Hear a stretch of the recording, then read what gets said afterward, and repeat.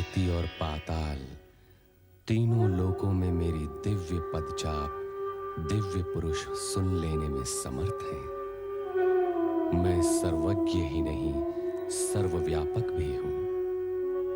नारद वीरणी को शेष पुत्रियों के विवाह का आश्वासन देकर अन्य लोक में चले गए और कामदेव रति एवं वसंत के साथ शिवलोक में शिव सती के मन में कामेच्छा जागृत करने के लिए उपस्थित हुए। उधर पृथ्वी पर विहार करते हुए शिव सती देखते हैं कि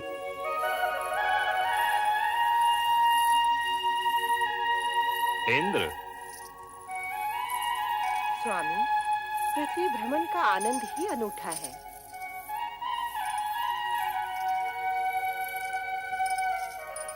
ये कथन, अरे महर्षि दुर्वासा, प्रणाम ऋषिवर। मंगल हो देवराज इंद्र। देवी शची, मैं तुम्हें एक भेंट देने का इच्छुक हूं, स्वीकार करोगे? ऋषिवर, आपकी दी हुई भेंट हम कैसे अस्वीकार कर सकते हैं?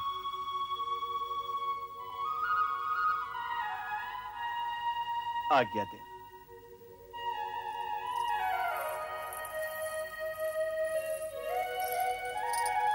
ये लीजिए देवी। स्वामी, हम देव देवियां जो नंदन वन के पुष्प दान करने के आती हैं, ऐसी साधारण मालाएं हम पर कदापि शोभा नहीं देंगी। आपको ऋषि दुर्वासा की दी ये भेंट स्वीकार करनी ही नहीं थी। आप ठीक कहती हैं देवी।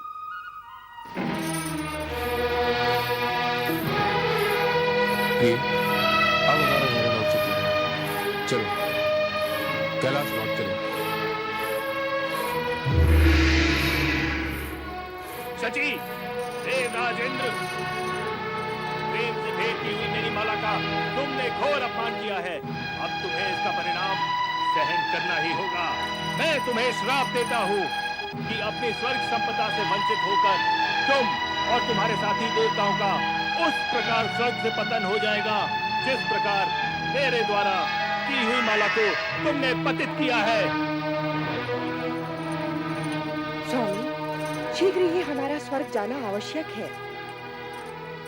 अहंकार वश ही सही, पर दुर्वासा द्वारा भेंट माला को फेंककर इंद्र और इंद्राणी ने जो अपराध किया, उसके परिणाम स्वरूप दोनों के आनंदपूर्ण भविष्य में अंधकार की कालिमा प्रवेश कर गई और स्वर्ग का संपूर्ण वातावरण हर्षोल्लास से वंचित हो गया। प्रणाम देवेंद्र। प्रणाम देवेंद्र। प्रणाम देवेंद्र। प्रणाम इंद्रदेव।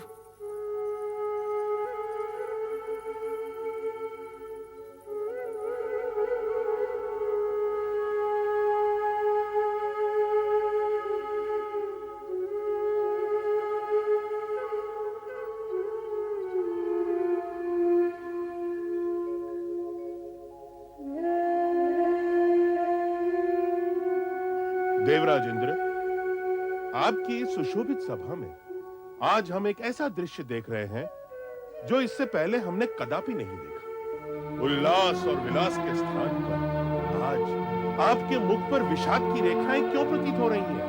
वो इंद्रलोक जिसकी प्रत्येक दिशा में आनंद स्वयं आनंदित होकर हर पल विराजमान रहता था, प्रतीत होता है वो कहीं लुप्त हो गया है। देवेंद्र, आपके साम्राज्य का कण कण जहाँ क्षण प्रतिक्षण अनुपम सौंदर्यवती अप्सरा के रूप में गुणगान किया करता था, जहाँ गीत संगीत नृत्य की स्वर लहरियां सदैव गुंजायमान हुआ करती थी, वहीं आज अशुभ रुदन स्वर जैसे चारों ओर ध्वनित हो रहा है। और देवी इंद्राणी भी भविष्य में घटने वाली किसी घटना की शंका से ग्रस्त दिखाई दे रही हैं। देवेंद्र, इन समस्त स्थितियों का क्या कारण है? देव, आपका ये मौन किसी अनिष्ट का संकेत दे रहा है। यदि आपने मौन व्रत धारण किया है तो हम सबके आग्रह से अपना ये व्रत त्याग दीजिए और हमें बताइए, इंद्रलोक में जो विपरीत परिस्थिति बनाई है, इसके मूल में क्या कारण है? आदरणीय मेघदेव, वरुण देव, वायुदेव, अग्निदेव एवं देवगुरु बृहस्पति जी, आप सभी ने हम दोनों की मनोस्थिति को जानकर जो भी कुछ कहा वो शब्दशः सत्य। अर्थात मैं और इंद्राणी इस समय अत्यधिक व्यथित, चिंतित एवं कुंठित हैं। कारण यह है कि अब स्वर्ग पर हमारा अधिकार नहीं रहेगा। ये आप कैसे अशुभ वचन बोल रहे हैं देवेंद्र? देवगुरु, मैंने जो कुछ भी कहा है उसमें लेश मात्र भी असत्य नहीं है। महर्षि दुर्वासा के श्राप से यह दुर्घटना किसी भी क्षण घटित हो सकती है। महर्षि दुर्वासा के श्राप से? और हम इंद्राणी के कहने में आकर भूलवश दुर्वासा ऋषि द्वारा भेंट की गई माला का अनादर कर बैठे और उसी से कुपित होकर उन्होंने हमें ये श्राप दिया है कि दानवों का बल देवताओं की अपेक्षा दोगुना हो जाएगा और हम अपने समस्त देवगणों के साथ इस स्वर्गलोक से सदा सर्वदा के लिए वंचित हो जाएंगे। देव, आपने ये कैसा अनर्थ कर डाला? महर्षि दुर्वासा का श्राप कभी मिथ्या नहीं हो सकता। वो अपना प्रभाव अवश्य लाएगा। उनके श्राप से मुक्ति निवारण का कोई उपाय नहीं। अब स्वर्गलोक अवश्य नष्ट भ्रष्ट हो जाएगा देवराज इंद्र। हम सभी को इस स्वर्ग संपदा से सदैव के लिए वंचित होना पड़ेगा।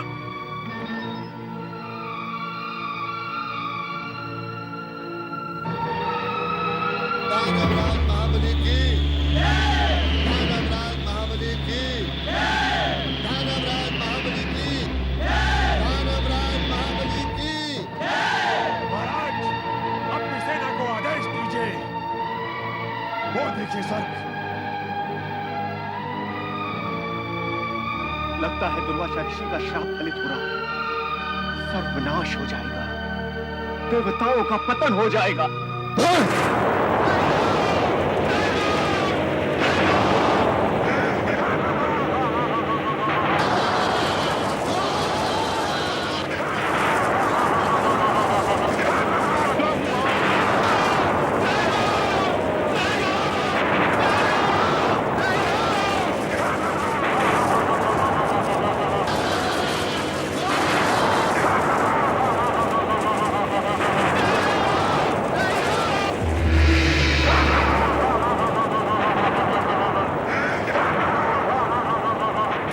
के अटूट नियम के अनुसार अब कर्म का परिणाम अशुभ ही होता है। दुर्वासा ऋषि के श्राप के फल स्वरूप स्वर्ग पर असुरों के अधिकार के पश्चात इंद्रादि को स्वर्ग त्यागना पड़ा।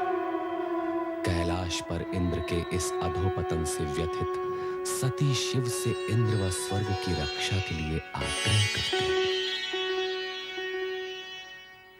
इस भीषण समस्या का कोई तो समाधान होगा स्वामी। मुझे आश्चर्य हो रहा है, आप सब कुछ जानते हुए भी मौन रहे। आपने दुर्वासा ऋषि को रोकने का प्रयत्न भी नहीं किया। देवी, हर किसी को अपने किए हुए कर्मों का परिणाम किसी न किसी रूप में भुगतना ही पड़ता है। विधाता के विधान में हस्तक्षेप करना ब्रह्मा, विष्णु और महेश के लिए भी असंभव है। आप तो करुणा निधि हैं, भक्तों के उद्धारक हैं। देवताओं की भी आप पर अपार श्रद्धा और भक्ति है। उन्हें संकट से उबारना आपका परम कर्तव्य है। जब हमारे उन भक्तों को हमारे पास आने की प्रेरणा मिलेगी, तब हम अपना ये कर्तव्य अवश्य निभाएंगे। परंतु समय से पहले देवताओं को स्वर्ग सुख का अधिकार नहीं मिल सकता। असुराधिराज स्वर्गाधिपति महाराज बलि की जय। असुराधिराज स्वर्गाधिपति महाराज बलि की जय। महाराज बलि की जय। महाराज बलि की जय।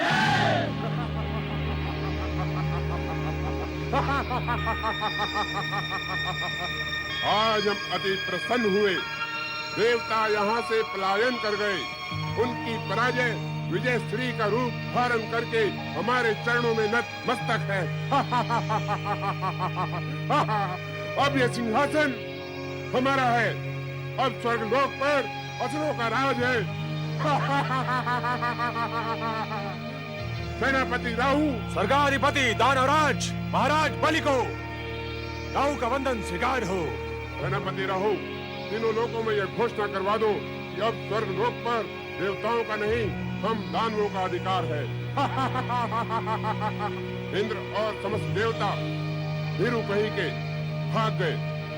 बहुत वीर समझते थे, परंतु बलि के बाहुबल के समक्ष निर्बल होकर रह गए। हमने असंभव को संभव कर दिखाया है। देवराज इंद्र को स्वर्ग के सिंहासन से उखाड़ कर फेंक दिया है। उनके राज्य, वैभव और शासन पर हमारा अधिकार सदैव बना रहेगा। अब देवता यहाँ कदापि प्रवेश नहीं कर पाएंगे, कदापि प्रवेश नहीं कर पाएंगे। और स्वर्गलोक पर हमारा अधिकार है।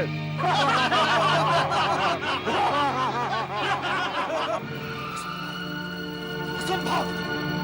स्वर्ग से हमें अपदस्थ करना असंभव है। स्वर्ग हमारा है, इस स्वर्ग पर हमारा जन्म सिद्ध अधिकार है। असुरों की प्रकृति निरंकुश है, उन्हें नियमों में बांधना कठिन है, वो बलशाली भी है। उनकी आसुरी शक्तियों से जीतना हम देवताओं के लिए असंभव है। ऐसी बातें करके आप हमारे मनोबल को ना गिराइए वरुण देव। हम ब्रह्मदेव की शरण में इसीलिए आए हैं कि वो हमारा मार्गदर्शन करे और इस संकटकालीन स्थिति से हमें उबारे। पता नहीं देव ऋषि मारने के समय कहाँ होंगे। अपनी वाक्पटुता से किसी को प्रभावित करने की कला जो उनके पास है, वो हम में से किसी के पास भी नहीं है। नारायण नारायण। धन्यवाद स्वर्गाधिपति इंद्र, धन्यवाद। किसी भी संदर्भ में आज आपने इस हरिभक्त नारद की प्रशंसा तो की। आइए परमपिता ब्रह्मा के समक्ष अपनी समस्या रखें। आइए। नारायण नारायण नारायण नारायण।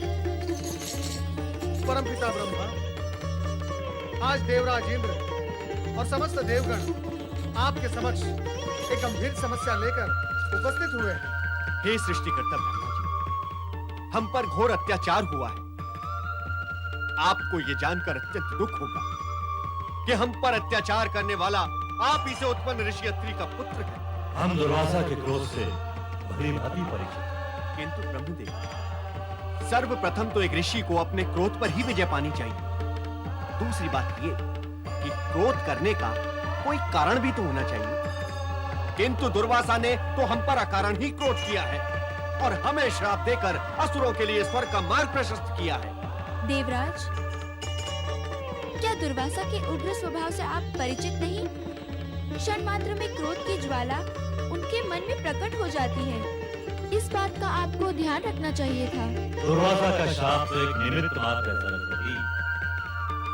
देवराज, स्वर्ग से आप लोगों के निष्कासन का कारण आपके अपने कर्म। हमारे कर्म पालन में कौन सी त्रुटि रह गई ब्रह्मा जी?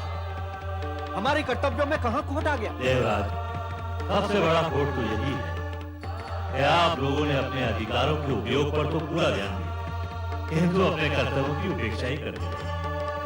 देवी सरस्वती, आपका क्या विचार है? आप सत्य कह रहे हैं ब्रह्मदेव।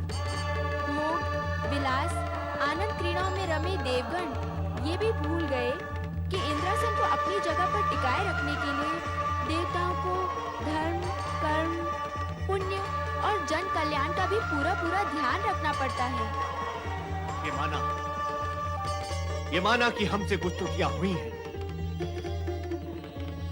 किंतु इसका अर्थ ये तो नहीं कि देवताओं से उनका स्वर्गलोक छीन लिया जाए, असुरों को असुरलोक बनाने की छूट दे दी जाए। शांत देवराज, शांत। जो घटित हो गया उसे बदला नहीं जा सकता। अब इस विषय में और अधिक विचार विमर्श करने के लिए आप लोगों को भगवान विष्णु के पास जाना। वो देवताओं के परम हितैषी एवं शुभ चिंतक।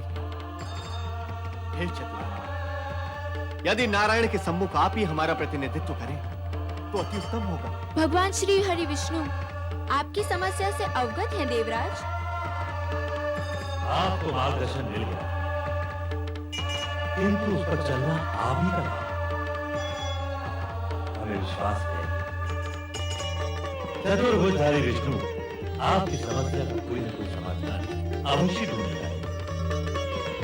जय वैकुंठ धाम।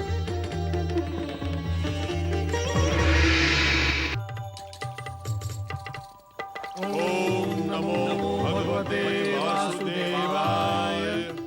नारायण नारायण। हे प्रभु, जगत के पालनहार, इन दुखी देवताओं का उद्धार कीजिए। हे तारनहार, आज तो अनर्थ ही हो गया। दुर्वासा ऋषि के श्राप के प्रभाव से देवताओं का स्वर्ग से निष्कासन और असुरों का शासन हो गया है, यही कहना है ना आपको? किंतु आपको, हम आपकी व्यथा से परिचित हैं। दुर्वासा का शाप एक ऐसी घटना चक्र का प्रवर्तन कर चुका है जिसे रोकना किसी के भी वश में नहीं। किंतु ब्रह्मा जी ने तो मार्गदर्शन दिया था कि पालनहार परमात्मा श्री हरि विष्णु ही देवताओं की सहायता कर सकते हैं। हे श्री हरि, आपने समय समय पर हर मनवंतर में देवताओं को संकट से बचाकर उनका उद्धार किया। हम तो बड़ी आशा लेकर आपके पास आए हैं प्रभु। देवगुरु बृहस्पति जी, यह सत्य है कि हम देवताओं के शुभ चिंतक हैं, किंतु प्रभु, आप त्रिदेवों में सृष्टि के पालनहार हैं। आप ये भली भांति जानते हैं कि सृष्टि के आरंभ से ही स्वर्ग पर देवताओं का अधिकार रहा है। असुरों ने तो अन्याय पूर्वक स्वर्ग में अनाधिकार प्रवेश किया है। उन्हें वहां से हटाकर देवताओं को न्याय दिलाना आप ही के वश में है श्री हरि, आप ही के वश में है। नहीं नहीं, यदि इस समस्या का कोई समाधान है तो वो देवाधिदेव शिव शंकर के ही पास हो सकता है। आप अपनी समस्या उन्हीं के समक्ष रखिए। धन्य है प्रभुओं की लीला। अब आपकी समस्या के समाधान के लिए देवगणों, आपको कैलाश की ओर प्रस्थान करना होगा। पधारिए। नारायण नारायण।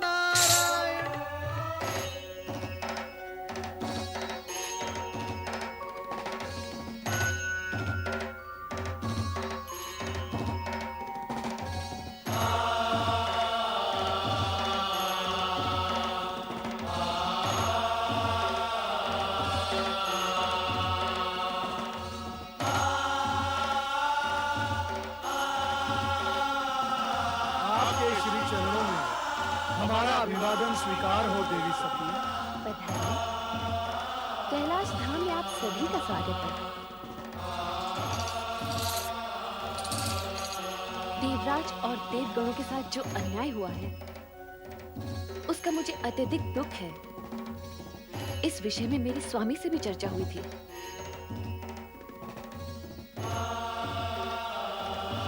देवाधिदेव महादेव ने क्या कहा देवी सती? कहा तो कुछ नहीं, किंतु उनकी बातों से लगा आपके उद्धार हेतु उनके पास कोई न कोई उपाय अवश्य है। त्रिभुवनपति महादेव शिव शंकर की जय।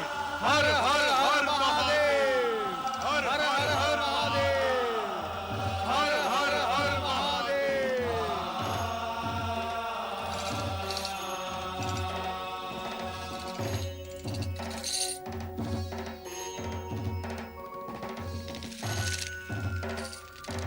चराचरपति महादेव, इन देवताओं पर वज्रपात सा हुआ है। अपने ही निवास से निष्कासित दिनहीन भटकते हुए श्री हरि के आदेश अनुसार आपके पास बड़ी आशा लेकर आए हैं। प्रिय नारद, जो भी घट रहा है नया नहीं है। अच्छाई और बुराई का संघर्ष तो सदा ही चलता रहा है। कभी अच्छाई का पलड़ा भारी तो कभी बुराई का। किंतु सदाशिव, हमने किसी का क्या बुरा किया था कि क्रोध में ऋषि दुर्वासा ने इतना बड़ा श्राप दे दिया? हम देवों के साथ इतना बड़ा अन्याय? जो अन्याय आपके साथ हुआ है वो कभी असुरों के साथ भी हुआ था। अतः अब जो न्याय होगा वो सुरों असुरों के समान अधिकारों को ध्यान में रखकर ही होगा। आपको मेरी इस बात से आघात अवश्य लगा होगा, किंतु ये सत्य है कि इस समस्या का समाधान सुरों असुरों को मिलकर ही निकालना होगा। और वो समाधान है समुद्र मंथन।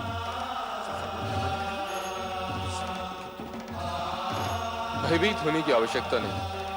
समुद्र मंथन के बाद कई ऐसी घटनाओं का जन्म होगा जो देवताओं के हित में होंगी। समुद्र से निकलने वाले रत्नों का विभाजन सुरों असुरों की योग्यता के अनुसार ही होगा। क्यों देवराज, आपको कोई संशय है? नहीं देवाधिदेव, किंतु असुरों का सेनापति राहु हठी स्वभाव का है। समुद्र मंथन का ये प्रस्ताव उसे स्वीकार होगा या नहीं, मुझे इसमें संशय है प्रभु। राहु को सहमत करने का दायित्व हम देवऋषि नारद को सौंपते हैं। क्यों नारद? मैं अवश्य प्रयास करूंगा महादेव कि असुर सेनापति राहु समुद्र मंथन के प्रस्ताव को मान ले